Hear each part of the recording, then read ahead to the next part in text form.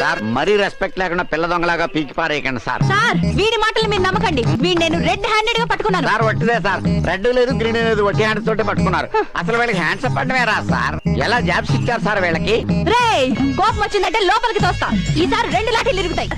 చూడండి సార్, ఇందులో ఎంత క్యాష్ ఉందో ఇదంతా వీడి దగ్గర పట్టుకున్నాను సార్.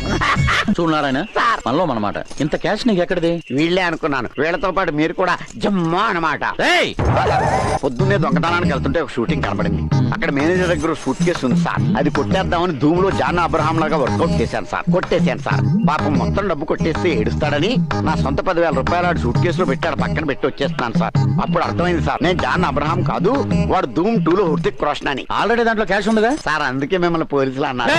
అవన్నీ డూప్లికేట్లు సార్. నా 10,000 బొక్క సార్. వెళ్ళి సారీ చెప్పి నా 10,000 తెచ్చుకుందామని వెళ్తుంటే ఇదిగో ఈ ఇంటెలిజెంట్ లేడీకి దొరికాను సార్. ఇవిడికి ఇది ఫస్ట్ కేసు అనుకుంటా. చాలా సీరియస్ గా హ్యాండిల్ చేసింది సార్.